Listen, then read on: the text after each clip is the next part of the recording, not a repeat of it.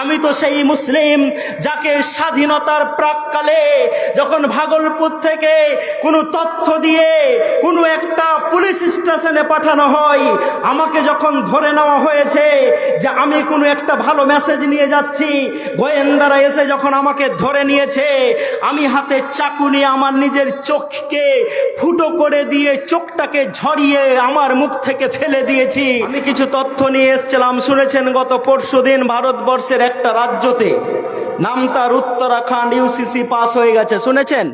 দেখছেন Yusuf Islamic channel. দাও বলেন আমিন। এই দোয়া আমাদের করতে হবে না? হবে না?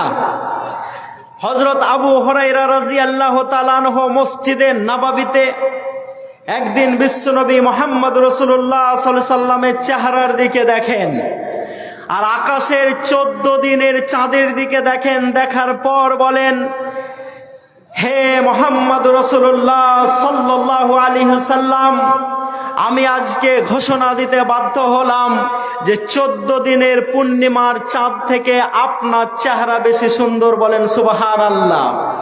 সেই আবু হুরায়রাই বলছেন, যেদিন রসুল তায়েফের ময়দানে আশহাদু আল্লা ইলাহা ইল্লাল্লাহ ওয়া আশহাদু আন্না মুহাম্মাদুর রাসূলুল্লাহর বাণী নিয়ে গেছিলেন, সেদিন তায়েফবাসীরা রাসূলুল্লাহ সাল্লাল্লাহু আলাইহি সাল্লামকে এত মার মেরেছিল যে রসুলের শরীর থেকে রক্ত ঝরতে ঝরতে তার পায়ের জুতাটা পায়ের সঙ্গে জমে গেছিল, জ্ঞান হারিয়ে ফেলেছিলেন বিশ্বনবী মুহাম্মদ রাসূলুল্লাহ সাল্লাল্লাহু আলাইহি সাল্লাম।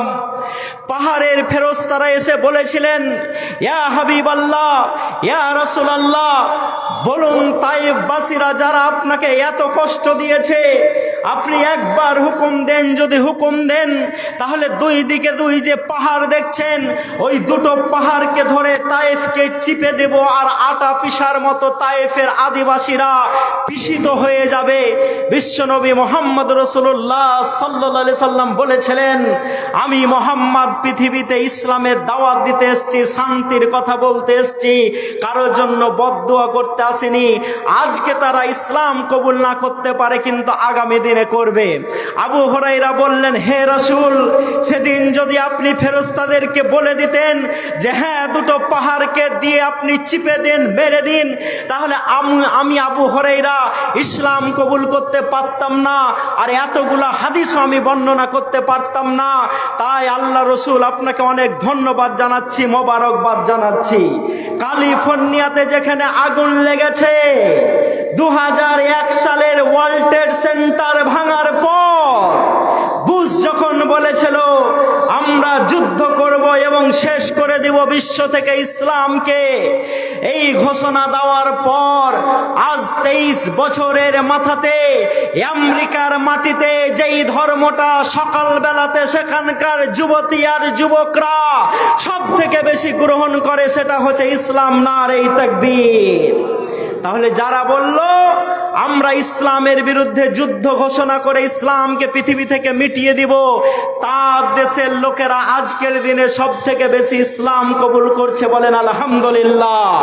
তাই আমি হাবিবুল্লাহ বিশ্বাসী এবং আগামী দিনের পৃথিবী নিয়ে যারা গবেষণা করছে তাদের কিছু স্টাডি, তাদের কিছু আপনার কি বলে গবেষণা আমাদের হাতে এসছে যে আগামী 2050 সাল হতে হতে মানে 25 বছরের মাথাতে America, Russia, France, Japan, Germany সহ যারা নিজেদেরকে উন্নত দেশ বলে দাবি করে তাদেরকে সাক্ষী রেখে বলেছে যে আগামী দিনে 25 বছরের মাথাতে যেই ধর্মটা পৃথিবীর মাটিতে সব থেকে বেশি শক্তিশালী হিসাবে আত্মপ্রকাশ করবে সেটা হচ্ছে ইসলাম। নারে তাকবীর। তাহলে যারা আমাদেরকে গাজাতে মারে, যারা আমাদেরকে চেচনিয়াতে মারে, যারা আমাদেরকে আমেরিকাতে দাড়ি কেটে নেওয়ার জন্য ফোর্স তৈরি করে, যারা জার্মানিতে মসজিদ তৈরি করার বিরোধিতা করে, যারা রাশিয়াতে মসজিদ কোরআন কি জিনিস এতদিন দেখতে দিত না, অথচ সেখানকার প্রেসিডেন্ট আজকে ডাকার পর, আপনি আপনার বক্তা ডাকুন, আপনার বক্তা ডাকুন, বলার পর, কারণ আমাকে বলতে বলা হয়েছে, আমি অলরেডি আমার টাইম পার করেছি, আমি তো না, সভাপতি সাহেব আমাকে ওইভাবে বলেছেন, উনি বললে আমি বলবো। মধ্যখানে একটা ডিস্টার্ব হয়েছে ওসি সাহেব। তাহলে আপনি বলে দেন আমাকে। তাহলে আমি চিঠি দেবো আপনাকে। না, চিঠি দিলে হবে না, ওই রকম ভাবে বললে হবে না। 10 মিনিট আগে আমি আপনাকে দিয়ে দেবো। কারণ আমি আজকে আপনাদেরকে কিছু তথ্য নিয়ে দেখানোর চেষ্টা করেছিলাম, কিন্তু মুডটা আমার প্রথমেই খারাপ হয়ে গেছে। আমরা তো আর টাকা নিয়ে জালসা করতে আসি না। আপনি 50,000 টাকা নিয়ে আমার ডেট নিয়ে দেখিয়ে দেন, পারবেন না। কিন্তু মারুফ ভাই ডেকেছেন, আমি এসছি। মারুফ ভাই ডেকেছেন, দাদা আসতে হবে, এসছি। আমি কিছু তথ্য নিয়ে এসছিলাম। শুনেছেন গত পরশুদিন ভারতবর্ষের একটা রাজ্যতে, নাম তার উত্তরাখণ্ড, ইউসিসি পাস হয়ে গেছে, শুনেছেন?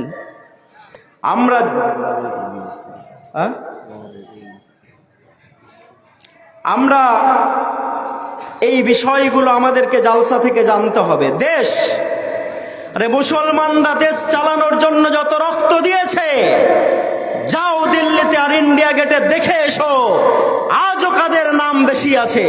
আমাদেরকে গাছে ধরে ধরে ফাঁসি দিয়ে দিয়েছে, আমাদেরকে ট্রেনের মালগাড়িতে ভরে দিয়ে পানি খেতে দেওয়া হয়নি।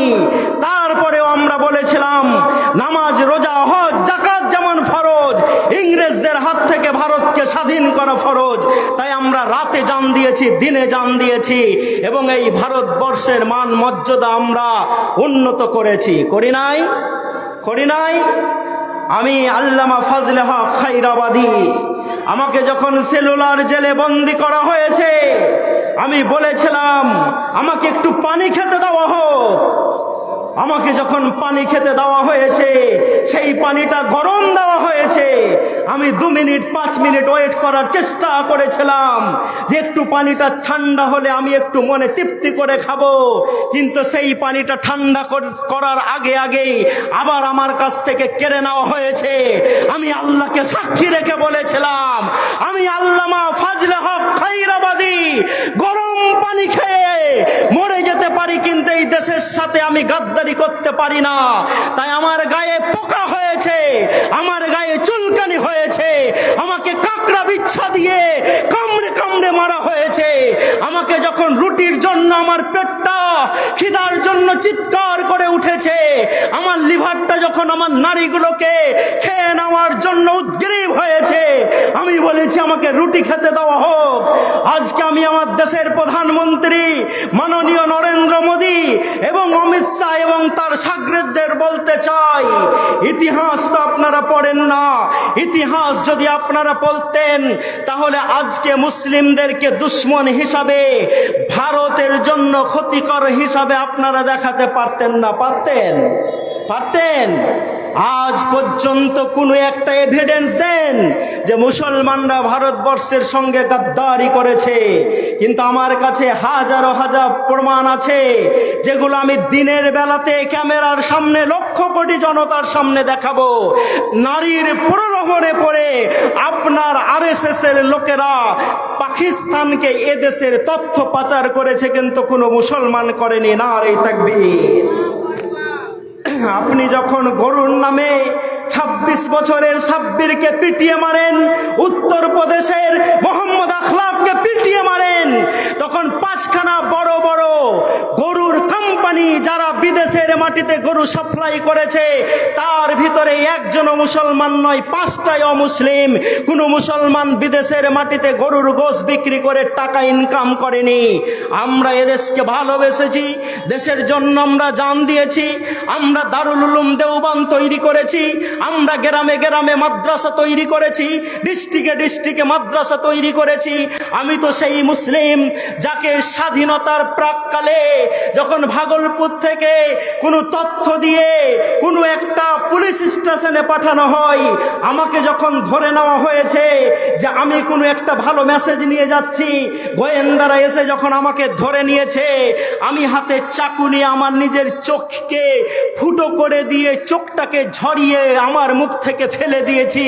ফেলে দেওয়ার পর গোয়েন্দারা আমাকে এসছে, দেখেছে যে আমার কাছে তো এইরকম খবর ছিল না, সুন্দর চেহারার সুঠাম দেহি, দাড়ি বড় বড়, একজন মুসলমানের খবর ছিল, এই রকম চোখ উঠাতো একটা লোকের খবর ছিল না।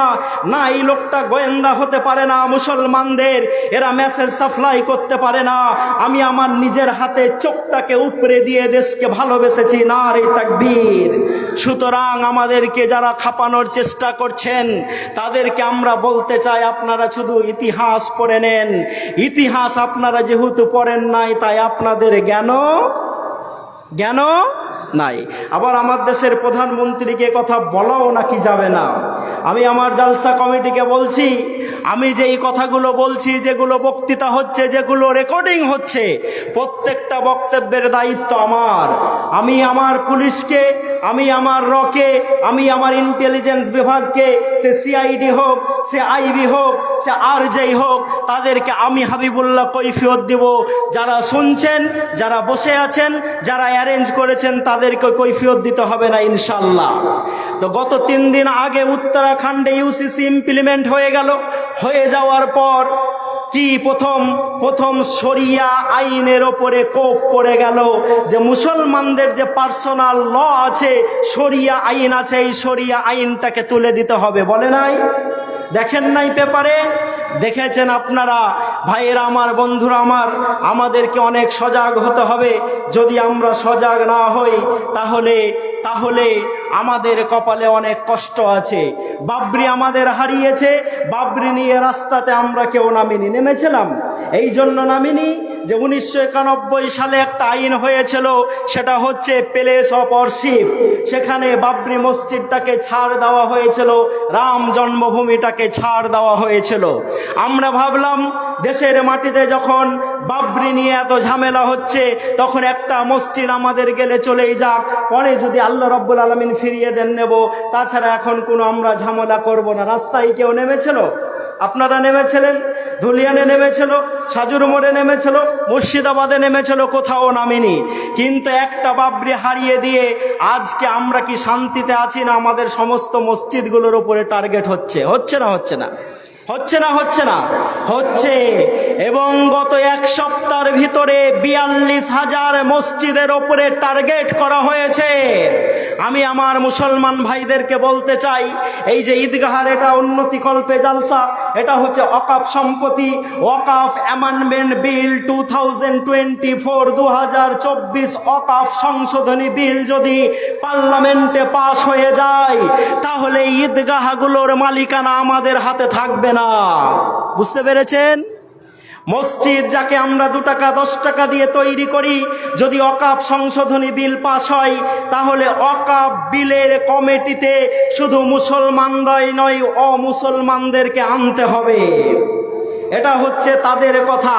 অমুসলমান যদি আসুক, আমাদের কোনো আপত্তি নেই, কিন্তু আপনার তৈরি করা অমুসলিমদেরকে আমরা নিতে চাই না। চাই যারা বলেছিল সবকে সাথ, সবকা বিকাশ, সবকা বিশ্বাস, এই 3টা কথার বাচন দিয়ে যারা 2024 সালে ভারতের পার্লামেন্টকে দখল করেছে, তারা বর্তমানে ভারতের মানকে পৃথিবীর মাটিতে নিচু করেছে না করেন নাই? আমি যেহেতু এই ভারতের নাগরিক, আমি যখন ডিজেল কিনতে যাই 93 টাকা লিটার ডিজেল কিনি। আমি যখন পেট্রোল কিনতে যাই 106 টাকা লিটার পেট্রোল কিনি। সুতরাং আমার এই অধিকার আছে যে 8,000 কোটি টাকার প্লেনে যদি মিস্টার মোদি চাপে, আমি তাকে জিজ্ঞেস করতে পারি যে 8,000 টাকার প্লেনে চাপার আগে যেখানে ভারতবর্ষের লোক তার নিজের মেয়েকে নাঙলের গরু করে জমিতে নিয়ে গিয়ে চাষ করে, তাকে ট্রাক্টরের ব্যবস্থা করা হোক, তাকে গরুর ব্যবস্থা করা হোক, এই কথা বলার অধিকার আমাদের আছে না নেই? আমরা যেখানে খেতে পাই না, আমাদের পরিবার চলে না। যখন আমরা কোভিড-19 সময়তে, মহামারীর সময়তে ঘরের ভিতরে আবদ্ধ ছিলাম, তখন আমার দেশের প্রধানমন্ত্রী 20,000 কোটি টাকা খরচ করে, কত বললাম 20,000 কোটি টাকা খরচ করে সেন্ট্রাল ভিস্তা বানাচ্ছেন। আমার এখানে অবজেকশন আছে, কারণ আমি ট্যাক্স দিয়ে চলি, আমি জিএসটি দিই, আমি ট্যাক্স দিই। আমার ট্যাক্সের পয়সাতে প্রধানমন্ত্রী চলেন, ওনার ট্যাক্সের পয়সায় আমরা চলি না। তাই ভাইরা আমার, বন্ধুরা আমার, অ্যাজ এ মুসলিম হিসাবে আপনাদেরকে বলবো, পবিত্র কোরআন থেকে আমি একটা আয়াত পাঠ করেছিলাম যে পৃথিবীর যারা দাদা, পৃথিবীর যারা মোনাফেক, পৃথিবীর ভিতরে যারা আজকে বলে যে আমাদের হাতে এত ক্ষমতা আছে, আমরা 100টা পৃথিবীকে একসঙ্গে শেষ করতে পারি, নাম তার কি? নাম তার কি? আমেরিকা। যে 100টা পৃথিবীকে আমরা শেষ করে দিতে পারি একই সঙ্গে। তাদেরকে যখন বলা হয় তোমরা পৃথিবীতে কেন অশান্তি করছো, তখন তো তারা বলে কালু, তারা বলে যে নিশ্চয় আমরা এই পৃথিবীর শান্তিকামী, পৃথিবীতে আমরা শান্তি এনে দিই। বলুন, আমাদের এই কথাগুলো, এই জিনিসগুলো, এই আলোচনাগুলো জালসাতে শোনার দরকার আছে না নেই? আছে না নেই? আমি আমার এই রাজ্য সরকারকে বলেছিলাম, রাইটার্স বিল্ডিংয়ে গিয়ে আমি এবং আমার আরেকজন দাদা গিয়ে বললাম, যেহেতু এখন একটা সরকার চলছে, আগামী দিনে আল্লাহ না করুক যদি কোনো একটা সরকার চলে আসে, তো আমাদের ওয়াকফ সম্পত্তিগুলো সমস্ত খতিয়ান অনে আছে। খতিয়ান অন মানে হচ্ছে সরকারি সম্পত্তি। আমি রাজ্য সরকারকে বলেছিলাম যে আগামী দিনে যাতে এই খতিয়ান অন থেকে কাটিয়ে দিয়ে মোতাল্লির নামে এই জমিগুলো সব দখল, কি বলে, রেজিস্ট্রি করা হয়। সরকার এটাতে কান দিয়েছে এবং তার উপরে কাজ শুরু হয়েছে, বলেন আলহামদুলিল্লাহ। আমি যারা দায়িত্বে আছেন ঈদগাহার, যারা দায়িত্বে আছেন মাদ্রাসার, আচ্ছা বলুন তো, আপনি একটা মাদ্রাসা তৈরি করলেন, আর এই মাদ্রাসার মেন পাওয়ার দিয়ে দেওয়া হলো ডিএম সাহেবকে। ডিএম সাহেব মধুপুরের লোকের কথা বলবে না, শুনবে না, সরকারের কথা শুনবে। কার কথা শুনবে? কার কথা? সরকারের কথা। কালকে সকালবেলাতে উনি বলে দিলেন যে এইখানকার যে সব থেকে বড় মাদ্রাসা, আপনাদের বড় মাদ্রাসার নাম কি? কি নাম? লোহরপুর মাদ্রাসা। এই লোহরপুর মাদ্রাসাটাকে কাল থেকে আমি অনুষ্ঠান বাড়ি করে দিলাম। আপনি মানতে পারবেন? পারবেন? ওয়াকফ সংশোধনী বিল যদি পার্লামেন্টে পাশ হয়ে যায়, এবং পাশ করার একটা পরিকল্পনা করা হয়েছে, 10 জন এমপিকে সাসপেন্ড করা হয়েছে, 10 জন এমপিকে বহিষ্কার সাসপেন্ড করে দেওয়া হয়েছে, এবং তারা খুব চালাকির ভাবে এই ওয়াকফ সংশোধনী বিলটাকে তারা পাশ করে নিতে চাইছে। আমি যেহেতু গোটা ভারতবর্ষ ঘোরা লোক, সকালে দিল্লি গেলে বিকালে ব্যাঙ্গালোর যেতে হয়। ভারতের দিল্লিতে দেখেছি, জম্মুতে দেখেছি, ব্যাঙ্গালোরে দেখেছি, বিহারে দেখেছি, ঝাড়খণ্ডে দেখেছি, বাংলাতে দেখেছি, আসামে দেখেছি, ত্রিপুরাতে দেখেছি। মুসলমানরা ওয়াকফ সংশোধনী বিল নিয়ে যেভাবে পথে নেমেছে, প্রত্যেকটা বিল নিয়ে যদি মুসলমানরা পথে নামে, তাহলে মোদি সরকারের মুসলমানদের বিরুদ্ধে আর কোনো বিল পার্লামেন্টে উঠার ক্ষমতাই হবে না ইনশাআল্লাহ। তাই যেটা উইন্টার সেশনে পাস হয়ে যাওয়ার কথা ছিল, সেটাকে জেপিসির আন্ডারে, জয়েন্ট পার্লামেন্টারি কমিটির আন্ডারে পাঠিয়ে দিয়ে এবার চেষ্টা করা হচ্ছে যে এই ওয়াকফ সংশোধনী বিলটাকে পাস করা হবে। আমরা আল্লাহর কাছে দোয়া করি এবং সেই সাথে সাথে আমার দেশের মাননীয় প্রধানমন্ত্রীকে, মাননীয় স্বরাষ্ট্রমন্ত্রীকে একটা বার্তা দিতে চাই। আপনি কোন মুসলমানদেরকে ডরাতে চান? যেই মুসলমান তালহার মতো রোল পালন করে বিশ্বনবী মোহাম্মদ রাসূলুল্লাহ সাল্লাল্লাহু আলাইহি সাল্লামকে বলেছিলেন, নাফসি লি নাফসিকাল ফিদাও ওয়া ওয়াজহি লি ওয়াজহিকাল বিকাও। ওগো মোহাম্মদ রাসূলুল্লাহ সাল্লাল্লাহু আলাইহি সাল্লাম, আপনি দেহ বার করবেন না, মুখ বার করবেন না, আপনার মুখের পরিবর্তে, আপনার দেহের পরিবর্তে আমার দেহটা কুরবানি হয়ে যাক। আপনি কোন মুসলমানকে ভয় দেখাতে চান? যেই মুসলমানের সামনে, তার চোখের সামনে ফুটন্ত তেলে কোনো একজনকে ছেড়ে দেওয়ার পর জাল মাছের মতো ভেজে কুকরি করে দেওয়া হয়েছে, তারপর বলা হয়েছে বলো তুমি মোহাম্মদ রাসূলুল্লাহ সাল্লাল্লাহু আলাইহি সাল্লামকে অপমান করতে পারবে কিনা? সেই সাহাবী বলেছিলেন, ওরে মোহাম্মদ রাসূলুল্লাহ সাল্লাল্লাহু আলাইহি সাল্লামকে তো অপমান করা দূরের কথা, আমার শরীরে শেষ রক্তবিন্দু থাকাকালীন মোহাম্মদ রাসূলুল্লাহ সাল্লাল্লাহু আলাইহি সাল্লামের পায়ে একটা কাঁটা গেঁথে যাক, এটাই আমি চাই না। এই রকম ভাবে ভারতবর্ষের 40 কোটি মুসলমান এবং পৃথিবীর 200 কোটি মুসলমান যদি আওয়াজ তোলা শুরু করে, তাহলে পৃথিবী সহ ভারতে মুসলমানদেরকে দমানো যাবে? যাবে? তাই বলে আমরা বলছি না আজকে কি হলো আর কালকেই সাজুর মোড়ে যে ন্যাশনাল রোড ঘেরে দেবেন আর গাড়ি ভাঙাভাঙি করবেন, এইটা করা যাবে? যাবে না। আমরা শান্তি প্রিয় মানুষ, আমাদের ওসি সাহেব যখন বলছিলেন কিছু কথা মনে আসছিল, আমরা কত শান্তিপ্রিয় মানুষ, রাসূলুল্লাহ সাল্লাল্লাহু আলাইহি সাল্লামের সামনে কেউ এসে পেশাব করে সাহাবীরা উত্তেজিত হয়ে যান, কিন্তু বিশ্বনবী মুহাম্মদ রাসূলুল্লাহ সাল্লাল্লাহু আলাইহি সাল্লাম বলেন যে তাকে পেশাবটা করতে দাও, তাকেই আমরা ফলো করি, তাছাড়া কাউকে ফলো আমরা করি না। তো এত সুন্দর জিনিস আমাদের কাছে আছে। আমরা আমার দেশের প্রধানমন্ত্রীকে বলতে চাই, এবং আপনি আমার বক্তৃতাতে দেখতে পাবেন, আমার বক্তৃতা কেউ আগে শুনেছেন? আপনারা শুনেছেন? কেউ শুনেছেন? খুব কম লোক, 2জন 4জন হাত তুলেছেন।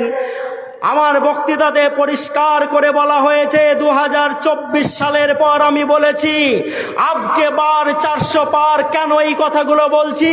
কারণ যখন আমি বীরভূমে কদিন আগেই গেছিলাম, যাওয়ার পর একটা দোকানে দাঁড়িয়ে আছি, একজন এসে আমাকে জড়িয়ে ধরলো।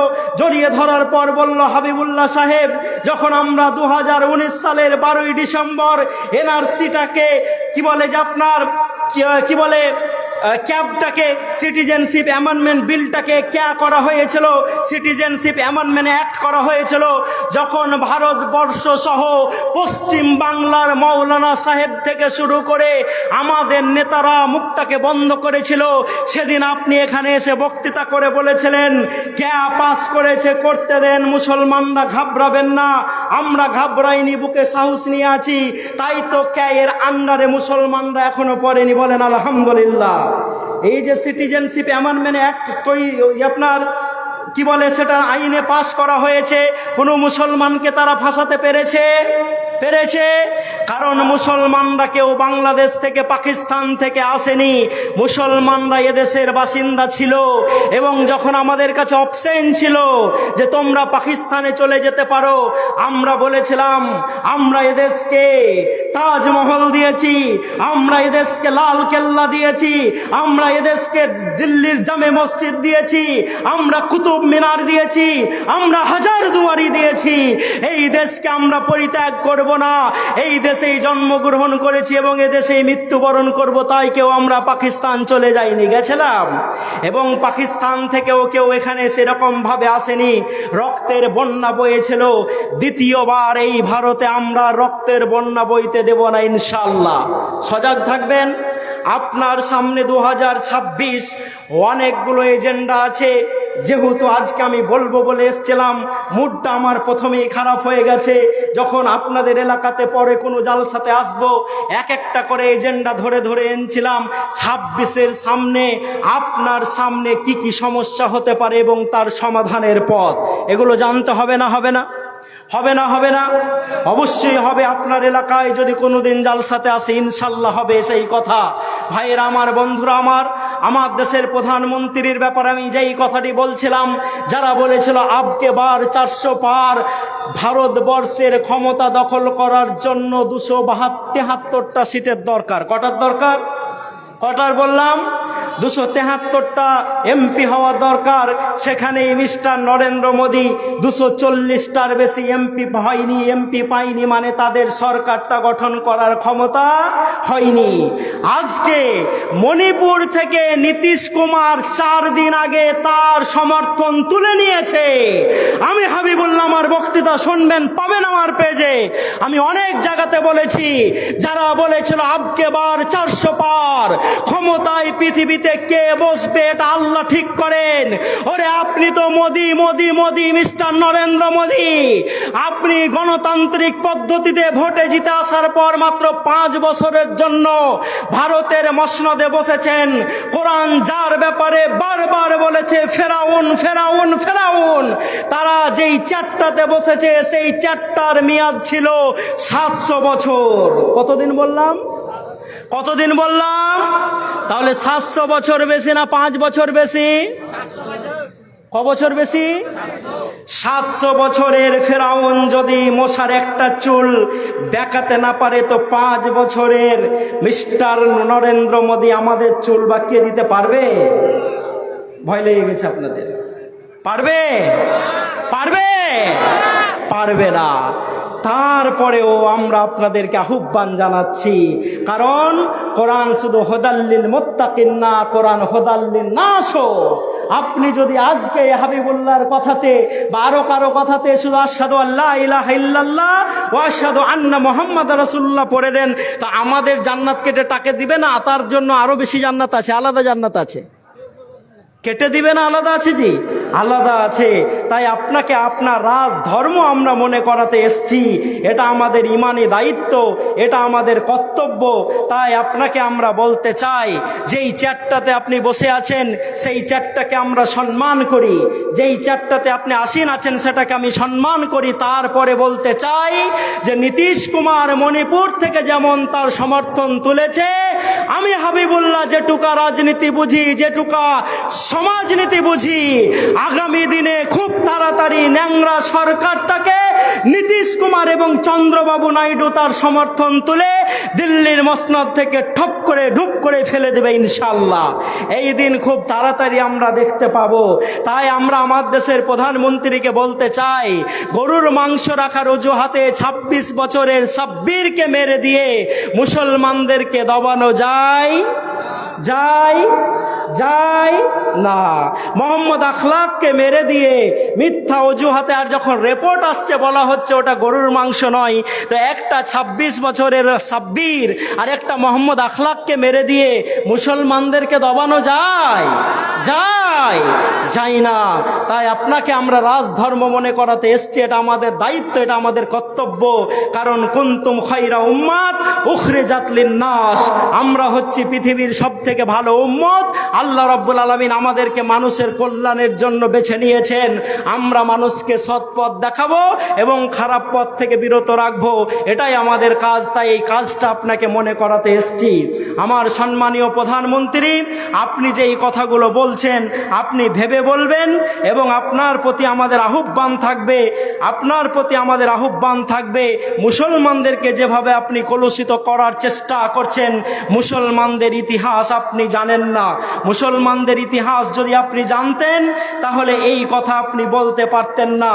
তাই আসুন, আপনাকে আমরা একটা কথার সহিত, এবং এই কথার সহিত যে আমেরিকার ক্যালিফোর্নিয়া যেমন জ্বলছে, মুসলমানরা কাবাতেও দোয়া করছে, মুসলমানরা মসজিদে নববীতে দোয়া করছে, এবং আমরাও মানুষের জন্য দোয়া করে বলি যে আল্লাহ তুমি এই সব ক্যালিফোর্নিয়াকে, লস অ্যাঞ্জেলসকে, আমেরিকাকে পুড়িয়ে নষ্ট করিও না, তাদেরকে হেদায়াত দিয়ে তুমি ইসলামের দিকে ডেকে নাও। বলেন আমিন।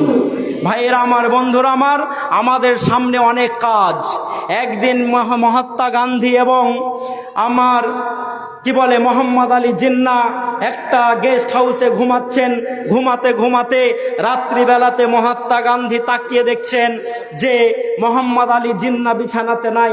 উনি যখন খুঁজতে দেখছেন মোহাম্মদ আলী জিন্নাহ বাইরে যে পাইচারি করছেন, ঘোরাফিরি করছেন। মহাত্মা গান্ধী তাকে বলছেন, কি ব্যাপার বন্ধু, এখন তো ঘুমানোর টাইম, আপনি ঘুমাচ্ছেন না কেন? আপনি কেন অস্থির হয়ে আছেন, টেনশনে আছেন? তখন মোহাম্মদ আলী জিন্নাহ বলছিলেন যে আমি কি করে ঘুমাতে পারি, কারণ আমার জাতি ঘুমিয়ে গেছে, আপনার জাতি জেগে আছে, তাই আপনি ঘুমান, আপনি ঘুমাতে পারেন। এই 75 বছরের স্বাধীনতার পর মুসলমানদেরকে যেভাবে জেগে থাকার কথা ছিল, মুসলমানরা সেরকম ভাবে জেগে থাকতে পারেনি। এই 75 বছরের স্বাধীনতার আগে 1757 থেকে 1857 মহাবিদ্রোহ, এবং 1857 থেকে 1947 সালের 14 আগস্ট পর্যন্ত মুসলমানদের যেই ভূমিকা ছিল, মুসলমানরা স্বাধীনতার পর সেই ভূমিকা থেকে দূরে হটে গেছে। তাই মুসলমানদের অবস্থা খুব খারাপ হয়ে গেছে। ভাইরা আমার, বন্ধুরা আমার, এতদিন যা ঘুমিয়েছি, আমি তো অন্যান্য জালসাতে বলি যে মসজিদে যারা কোটা চালান, একটা কোটা যদি চালান তো একটার পরিবর্তে 2টো কোটা চালান, এবং একটা কোটা আমরা পড়াশোনার জন্য ফিক্সড করে দেব ইনশাল্লাহ। কারণ এই জাতিকে শিক্ষিত করতে হবে। এই জাতিকে যদি শিক্ষিত না করতে পারি তাহলে আমাদের আর সামনে এগানো যাবে না। তাই কষ্ট আমাদের যতই হয়েছে হোক, ওসি সাহেব যেই কথাটি বলছিলেন যে আমাদের বাচ্চাগুলোকে যদি ঠিকমতো আমরা শিক্ষা না দিতে পারি, যেই ধর্মের সূচনা হলো, যেই ধর্মের প্রথম রসুলের কাছে যেই কথাটা আসছে ইকরা, পড়ো মুহাম্মদ রাসূলুল্লাহ সাল্লাল্লাহু আলাইহি ওয়াসাল্লাম, সেই মুসলমানকে যদি পড়ার কথা বলা হয় তো মুসলমানদের সঙ্গে মনে হয় না যেটা সম্মান দিয়ে কথা হয়। কারণ হাতে যদি আমি তেঁতুল নিয়ে আর বলি তেঁতুল তুমি টক হও, তো তেঁতুলকে সম্মান দেওয়া হয় না, কারণ তেঁতুলের জাতিগত নীতি হচ্ছে টক হওয়া। আমি হাতে যদি নিম নিই আর নিমকে বলি নিম তুমি তিতা হও, তো এটা নিমকে সম্মান দেওয়া হয় না, তার সঙ্গে বেইজ্জতি করা হয়, কারণ নিমের জাতিগত নীতি হচ্ছে তিতা হওয়া। মুসলমান, আপনাদের যেই জাতিগত নীতি ছিল আপনি পড়বেন, আপনার বিশ্বনবী মুহাম্মদ রাসূলুল্লাহ সাল্লাল্লাহু আলাইহি সাল্লাম বদরের যুদ্ধতে মক্কার কাফেরদেরকে ধরে আনছেন, আনার পর মসজিদে নববীতে রাখছেন, রাখার পর বলছেন তোমরা আনসারদের 10টা বাচ্চাকে যদি পড়িয়ে দিতে পারো, শিখিয়ে দিতে পারো, তাহলে আমি তোমাদেরকে আজাদ করে দিলাম। আর কি বলছেন, নিজেরা খেজুর খেয়ে দিন কাটাচ্ছেন আর তিনি তার সেই বন্দিগুলোকে রুটি খাওয়াচ্ছেন। এই যে সম্মান, যেই সম্মানটা ফিলিস্তিনের ভাইরা আজকের দিনে ইসরায়েলের বন্দীদের সাথে দিয়েছে। পক্ষান্তরে আমার আফিয়া সিদ্দিকী, যার ইতিহাস যে পাকিস্তানের একজন মহিলা যে আমেরিকার একটা বিশ্ববিদ্যালয় থেকে এমন একটা ডিপার্টমেন্টে পিএইচডি করে এসছে যার ডিগ্রি পৃথিবীতে মিলাও অত্যন্ত খুব ভারী, সেই আফিয়া সিদ্দিকীকে দেখেছি আমেরিকার লোকেরা প্রতিদিন 20 ঘন্টা ধরে ধর্ষণ করেছে। কতদিন বললাম? 20 ঘন্টা। আচ্ছা মায়েরা শুনছেন? মায়েরা তো অনেক আছেন, বলছিলেন যে আপনার এখানে করে জায়গা জুটছে না, মায়েদের ব্যাপারে কিছু বলা হলো না। আমি গত পরশুদিন আমার স্কুলে আল ফুরকান একাডেমিতে একজন মেয়েকে বলছিলাম, ছোট্ট মেয়ে, বললাম তুমি মাথাতে কাপড় দাও। ও বলল আমি মাথাতে কাপড় দিব না। আমি বললাম কেন দিবে না? বলল এই জন্য দিব না যে আমি এখন খেলাখেলি করছি। আমি বললাম তুমি যদি মাথাতে কাপড় না দাও তাহলে তোমার মাথাতে ধুলা ঢুকতে পারে। ও বাচ্চাটা চট করেই বলছে, চালাক মেয়ে, বলছে স্যার মাথাতে ধুলা ঢুকুক, শ্যাম্পু আমি করে দেব। আমি তখন তাকে বোঝানোর চেষ্টা করেছি যে ঠিক আছে শ্যাম্পু তুমি করে নিতে পারো, কিন্তু তুমি জানো মেয়েদের ক্যান্সার বেশি হয়ে যাচ্ছে এখন, বিশেষ করে পৃথিবীতে, গোটা পৃথিবীতে বেশি ক্যান্সার হয় স্কিন ক্যান্সার, তারপরে সেকেন্ড যেটা হয় সেটা হচ্ছে ব্রেস্ট ক্যান্সার। ব্রেস্ট ক্যান্সার মহিলাদের ভিতরে বেশি দেখা যায়। তো তুমি তো ক্যান্সারের নাম শুনেছো? হ্যাঁ স্যার শুনেছি। বলে তুমি তো শুনছো বায়ু দূষণের কারণে ওজোন স্তর যেটা আছে সেটা ফুটো হয়ে যাচ্ছে, আর সেখান থেকে অতি বেগুনি রশ্মিগুলো পৃথিবীর মাটিতে আসছে, আসার পর আমাদের শরীরগুলোকে আক্রমণ করছে, আর ক্যান্সারের জীবাণুগুলো আমাদের শরীরে ব্যথা পাচ্ছে।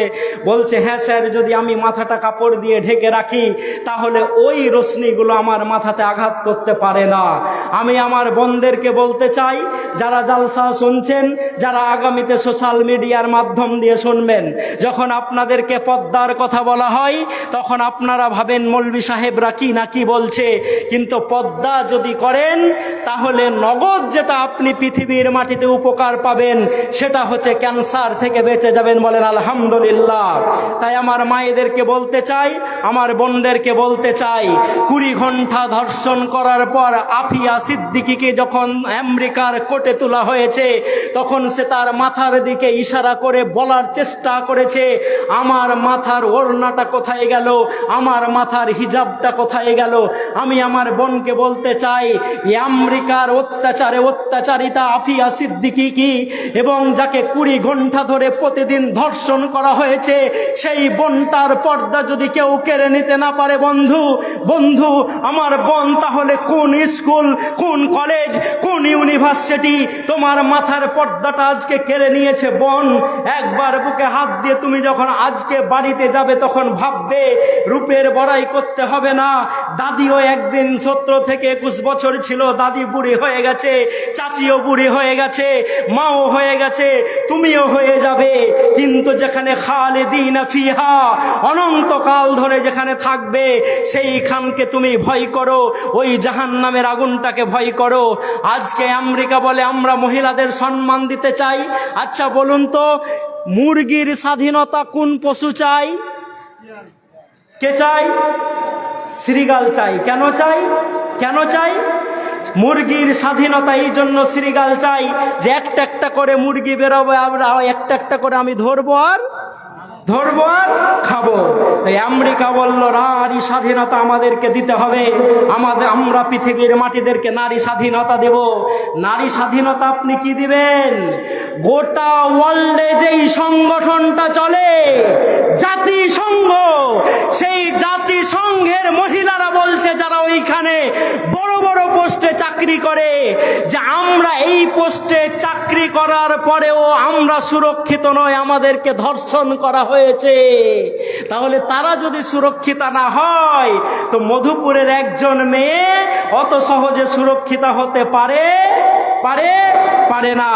তাই আমি আমার বোনদেরকে বলবো, বোন, ইসলাম যেই জিনিসটি আপনাকে দিয়েছে, ইসলাম যেই আপনার সম্মান আপনাকে দিয়েছে, এই সম্মান নিয়ে আপনি বাঁচার চেষ্টা করুন। যদি এই সম্মান নিয়ে আপনি বাঁচার চেষ্টা করেন তাহলে পৃথিবীতেও সম্মান পাবেন এবং আখেরাতেও সম্মান পাবেন। আমার বোন, আপনাদেরকে আমরা বলতে চাই জালসা থেকে, এবং যারা জালসা কমিটির লোক আছেন তাদেরকে আমরা বলতে চাই, এই যে জালসাগুলো হচ্ছে, অনেক জায়গাতে জালসাগুলোর বিরোধিতা করা হয়। আমি তো বলি এই যুবকরাকে যদি এই জালসা থেকে বিরোধিতা করা হয়, জালসা করতে উৎসাহিত না করা হয়, তাহলে এরা মেয়ে নিয়ে এসে নাচাবে না? তাহলে মেয়ে নিয়ে এসে নাচানোর থেকে এই কথাগুলো তো আমাদের শোনা হচ্ছে না? হচ্ছে। তাই যারা জালসা কমিটির এত বড় অ্যারেঞ্জমেন্ট করেছেন, বিশেষ করে আমার মারুফ ভাই, যার সঙ্গে আমার প্রতিনিয়ত কথা হয়, মারুফ ভাই ডেকেছেন বলে আমি আসতে বাধ্য হয়েছি। আমার শারীরিক অবস্থাও এত ভালো ছিল না, কারণ আপনারা হয়তো জানেন না আমি এই বছর এত বেশি জালসা করেছি। আমি যখন এখান থেকে জালসা করে, আমার সামনের বক্তা যখন জালসা করে উঠছিলেন, আমার হাতটা ধরে বললেন, হাবিবুল্লাহ ভাই 7ই এপ্রিল আপনাকে আসতেই হবে। আমি বললাম, দাদা এই বছর আমি এত জালসা ধরেছি, 7ই এপ্রিল ফাঁকা আছে কি আমি জানি না, দেখে আপনাকে কালকে জানাবো।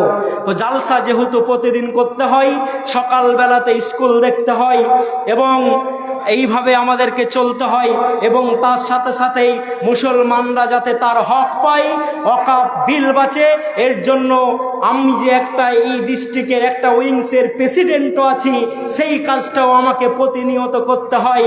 যেহেতু মসজিদ আমার, মাদ্রাসা আমার, কমিউনিটি আমার, জাতি আমার, আমাদেরকে বাঁচাতে হবে।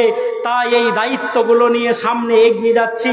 আল্লাহর কাছে দোয়া করবেন, আল্লাহ যাতে এই কাজগুলো আমাদেরকে করিয়ে নেই, আমাদেরকে যাতে সামনে বাড়ার, সামনে ছুটার তৌফিক দান করে। আল্লাহ এই কমিটিকে কবুল করুন, এখানকার মহিলাদেরকে কবুল করুন, এখানকার যারা সভাপতির দায়িত্ব দান চালাচ্ছেন, আল্লাহ তাদেরকে হায়াতে তাইয়্যিবা দান করুন। আসসালামু আলাইকুম ওয়া রাহমাতুল্লাহি ওয়া বারাকাতুহু।